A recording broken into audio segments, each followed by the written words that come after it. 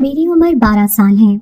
मेरे दादाजी हवेली के एक गंदे से कमरे में बीमार औरतों को भेजते और 7 दिन के बाद वो बिल्कुल सही सलामत बाहर आ जाती।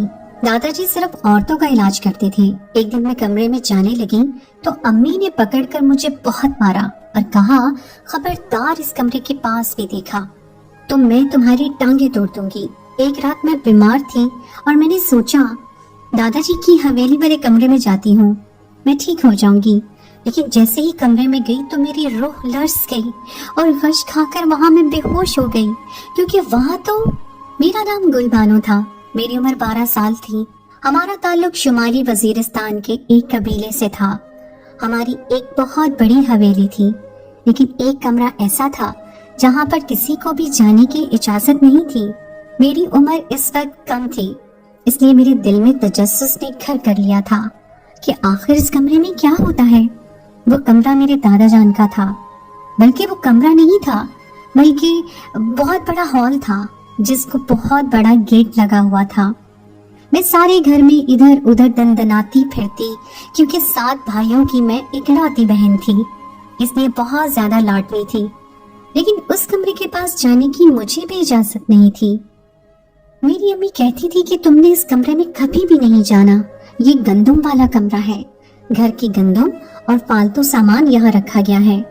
लेकिन अगर यहाँ पर घर का गंदा सामान रखा जाता था तो मेरे दादा जान उस कमरे में औरतों को क्यों भेजते थे? और 7 दिन तक औरतें वहां से बाहर नहीं आती थी। 7 दिन के बाद वापस आती और फिर अपने घरों को चली जाती। उनके लिए 7 दिन का खाना भी पानी भी सब उसी कमरे में जाया करता था। जब इस कमरे में कुछ नहीं था तो 7 दिन तक लोग वहां क्या करते थे, और वो भी औरतें। और 7 दिन बाद औरतें सही सलामत बाहर आ जाती थी। जबकि मेरी अम्मी मुझे डराया करती थी कि वहां नहीं जाना, वरना तुम्हें कोई चोट लग जाएगी, कुछ हो जाएगा। एक दफा तो सुबह सुबह मुझे एक औरत के रोने की आवाज आई। मैंने देखा कि मेरे दादा घर के सहन में बैठे थे और वो औरत जिसने बुर्का पहन रखा था मेरे दादा के कदमों में बैठी थी और कह रही थी कि मुझे भी इस कमरे में आप भेज दें। आपको अल्लाह का वास्ता है, मैं बहुत परेशान हूँ, मुझसे ज्यादा कोई मुस्तहिक नहीं है। दादा जान उससे कहने लगे कि बीबी बात को समझो, तुम्हें मना नहीं कर रहा हूँ, अगले हफ्ते आना। वो कहने लगी कि मुझे अभी इजाजत मिली है, अगले हफ्ते मुझे इजाजत नहीं मिलेगी, मेरे घर में मेहमानों ने आना है। वो 7 दिन तक घर से नहीं निकल सकती थी। मेहरबानी करे मुझे अभी इस कमरे में जाने दें। मैं घर के अंदर खड़ी थी, लेकिन मुझे आवाज आ रही थी और मैं छुपकर ये मंजर देख रही थी। फिर वो औरत बुरी तरह चिल्लाना शुरू हो गई। दादा ने कहा कि शोर मत करो, तुम्हारी जगह बनवाने की कोशिश करता हूँ। जगह बनाने से दादा का क्या मतलब था कि वो औरतों से भरा हुआ था, वहाँ जगह नहीं थी। ऐसा भी वहाँ पर क्या होता था? अभी मैं ये सोच रही थी कि मुझे पीछे से सर में हल्का सा थप्पड़ पड़ा और मेरी माँ ने कहा कि तुम यहाँ क्या कर रही हो, तुम्हें मना किया था। मैंने कहा मैं कुछ नहीं कर रही थी। अम्मी हमेशा मुझे इस कमरे में जाने से मना करती थी, मुझे छोटी छोटी बातों से रोकती थी। मेरे भाई तो सब कुछ करते फिरते थे, इसीलिए मैं भी सब कुछ करना चाहती थी। लेकिन मेरी माँ कहती थी कि तुम हर जगह नहीं जा सकती हो। पर इंसान की फितरत होती है कि जिस काम से उसे रोका जाए वही काम करने के बारे में वो सोचता है। अब मैंने अपनी अम्मी के साथ जिद बना ली और इरादा कर लिया कि मैं जान कर ही रहूंगी कि उस कमरे में क्या होता है। एक दफा तो मेरे पास मेरी एक दोस्त आई और कहने लगी कि आ जाओ खेलेंगे, मैं पूरा दिन तुम्हारे घर में ही रहूंगी। मैंने कहा कि तुम्हें कैसे इजाजत मिल गई? मेरे घर में रहने की तो तुम्हें इजाजत नहीं मिलती, तुम्हारे माँ बाप तो तुम्हें कहीं जाने नहीं देते। तो उसने बताया कि मेरी माँ कहीं गई हुई है 7 दिन के लिए इलाज करवाने के लिए। बाबा भी सुबह काम पर चले जाते हैं, इसलिए मैं मौका देखकर आ गई हूँ। मैंने कहा फिर तो 7 दिन के लिए लगता है तुम्हारी माँ मेरे घर आई होगी। वो हैरान हुई कि मेरी माँ तुम्हारे घर क्यों आएगी, वो तो किसी और शहर में गई है। मैंने कहा कि तुमसे झूठ बोला है, आजकल जो भी औरत 7 दिन के लिए घर से गायब होती है वो मेरे ही घर आती है। मेरे दादा उसका कोई इलाज करते हैं। वो कमरा देख रही हो ना, वहाँ पे छोड़ देते हैं उनको 7 दिन के लिए। फिर उस कमरे में खाने भी जाते हैं और पानी भी, और बाकी जरूरत की चीजें भी। वो कहने लगी कि फिर तुम मुझे मेरी माँ को मिलना है, मुझे उसकी बड़ी याद आ रही है, चलो अंदर चलते हैं। मैंने कहा कि इतनी अच्छी किस्मत नहीं है हमारी, वहाँ कोई बच्चों को नहीं जाने देते। जाने नहीं देते तो क्या हुआ, हम चले जाएंगे, हमने कौन सा सबको बता कर जाना है कि हम अंदर जा रहे हैं। मैंने कहा कि हाँ बात तो तुम्हारी ठीक है, लेकिन अगर पकड़े गए तो बड़ी बेइज्जती होगी। कहने लगी कि कुछ नहीं होगा, जान से तो नहीं मार देंगे ना। मुझे मेरी अम्मी से मिलना है, उनसे बात करनी है, पूछना है उनसे कि उनको ऐसी कौन सी बीमारी है कि वो 7 दिन के लिए घर से बाहर चली गई। छोटे छोटे बहन भाइयों को मेरे हवाले करके पूरा दिन में काम करती हूँ, थक जाती हूँ, यार मदद करो मेरी। मैं अपनी दोस्त के कहने पर उस कमरे के करीब चली गई और सीढ़ी लगाकर अंदर जाने की कोशिश करने लगी। मेरी सहेली सीढ़ी को पकड़े खड़ी थी और मैं ऊपर चढ़ रही थी। करीब था कि मैं अंदर झांक कर देख लेती और आज मुझे पता चल ही जाता कि उस कमरे में क्या होता है कि मेरे कानों में कुछ सुना। मेरी अम्मी की आवाज थी जो मेरी सहेली को डांट रही थी और मेरी सहेली को मार भी रही थी। मुझे भी मेरी माँ ने देख लिया और सीढ़ी को हिलाना शुरू कर दिया कि नीचे गिरा दूंगी मैं, जल्दी नीचे आओ। मैं जल्दी जल्दी नीचे आई और मुझे पता था कि मेरी खूब खातिरदारी होगी और वही हुआ। अम्मी ने मुझे भी मारना शुरू कर दिया। मेरी सहेली को भी कहा कि तुझे क्या है इस कमरे से, क्यों ये सब कर रही है, आज नहीं छोड़ूंगी। बहुत मारा मुझे, मेरी सहेली को भी मारा और उसे घर से निकाल दिया।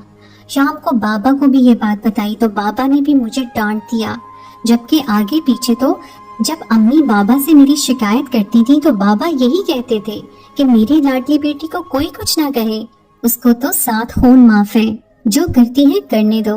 लेकिन आज तो बाबा ने भी मुझे बड़ी बड़ी आंखें दिखाकर कहा कि आइंदा तुम इस कमरे के पास नहीं जाओगी।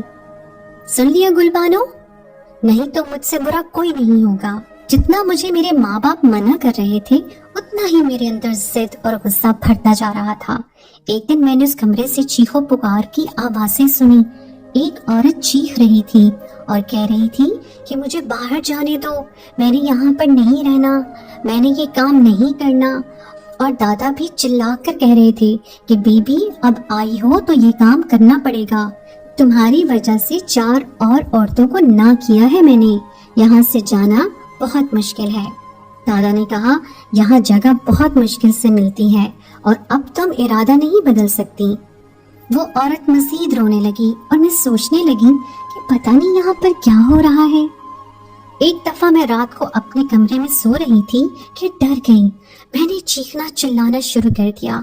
मेरे बाबा भी जाग गए और अम्मी भी, दोनों बहुत ज्यादा परेशान हो गए। अम्मी के मैं गले लग गई और रोने लगी। मेरे बाबा ने कहा कि क्या हुआ है इसको। मेरी माँ ने कहा कि हमेशा उस कमरे के आसपास मंडलाती रहती है, कहीं इसने अंदर झांक कर तो नहीं देख लिया। बाबा और मामा की आंखों में अजीब सा डर था। बाबा ने कहा ऐसा हुआ तो बिल्कुल भी अच्छी बात नहीं है, फिर तो ये सारी जिंदगी डरती रहेगी। मैं उस वक्त नींद में नहीं थी, उनकी बातें सुन रही थी। आखिर क्या था उस कमरे में जिसको देखकर मैं सारी जिंदगी डरती रहती। फिर मैंने सोचा कि शायद मुझे पास रखने के लिए इस तरह की बातें कर रहे हैं। लेकिन एक दिन मेरी तबीयत बहुत ज्यादा खराब हो गई। अम्मी को बताया तो उन्होंने कहा कि दवाई दे देती हूँ, ठीक हो जाएगी। लेकिन मुझ पर अम्मी की दवाई का असर नहीं हो रहा था। मेरे पेट में बहुत ज्यादा दर्द हो रहा था। मेरी माँ अपने काम में मसरूफ थी, घर में कोई भी नहीं था। सोचा कि औरतें उस कमरे में जाती हैं तो ठीक हो जाती हैं। कहती हैं कि हमारे सदियों पुराने मसले हल हो गए हैं, हमारी 45 साल की बीमारियां दूर हो गई हैं। मुझे तो सिर्फ पेट में दर्द है, अगर मैं 1 घंटे के लिए उस कमरे में चली जाऊंगी तो मेरा दर्द भी ठीक हो जाएगा और यही अच्छा बहाना है। कोई मुझसे पूछेगा तो मैं कहूंगी कि मेरी तबीयत खराब थी इसीलिए मैं वहां चली गई। उस कमरे में जाने का कोई मसला नहीं था, आराम से मैं अंदर जा सकती थी क्योंकि उसके दरवाजे के ऊपर इतनी जगह थी कि मैं आराम से उसके अंदर से निकल सकती थी। मसला ये था कि वहां जाने से पहले ही किसी न किसी को खबर हो जाती थी और मेरा प्लान नाकाम हो जाता था। लेकिन आज मैदान बिल्कुल साफ लग रहा था। आज मुझे कोई भी रोकने वाला नहीं था। बाबा घर नहीं थे और दादा भी घर पे नहीं थे। घर के कुछ नौकर भी छुट्टी पर थे। दोपहर का वक्त था। अम्मी अपने काम करने के बाद थोड़ी देर के लिए सो गई थी और मेरे पास यही वो वक्त था कि मैं आज अपना काम दिखा ही देती। मैंने बहुत आराम से सुकून से सीढ़ी को गेट पर रखा और आराम से दूसरी तरफ उतर गई। अब मैं उस कमरे के अंदर थी। दरवाजे के आगे बड़ा सा पर्दा लगाया हुआ था। पर्दे को हटाया तो सामने अंधेरा था, हालांकि दिन का वक्त था। मैं कमरे के अंदर आ गई और मुझे महसूस हुआ कि जैसे उस कमरे में मेरे अलावा भी कोई है। मैं आसपास देखने लगी कि कहीं तो लाइट लगी होगी। कमरा बहुत बड़ा था, इतना बड़ा कि कमरों के हिसाब से वहाँ 10 कमरे बनाए जा सकते थे। उसको कमरा नहीं कहना चाहिए था, ये तो किसी तबेले जैसा लग रहा था। और इतनी गंदी बदबू आ रही थी उस कमरे से, मैं हैरान रह गई। इतनी गंदी स्मेल थी कि मैंने अपनी नाक पर हाथ रख लिया। जल्दी जल्दी स्विच तलाश करने लगी, जो मुझे मिल ही गया। 2 से 4 बटन मैंने दबाए तो अचानक कमरे में रोशनी फैल गई। मुझे अच्छी तरह याद है कि उस कमरे में गंदम रखी जाती थी, लेकिन क्या उस गंदम को यहाँ से हटाया नहीं गया था जो इतनी बुरी बदबू आ रही थी। मैंने जैसे ही लाइट ऑन की, मेरी रूह लर्ज गई, हाथ पांव कांपने लगे, क्योंकि जो मंजर मैं अपनी आंखों से देख रही थी वो किसी 12 साल बच्ची के लिए एक निहायत ही अजीब और खौफनाक मंजर था।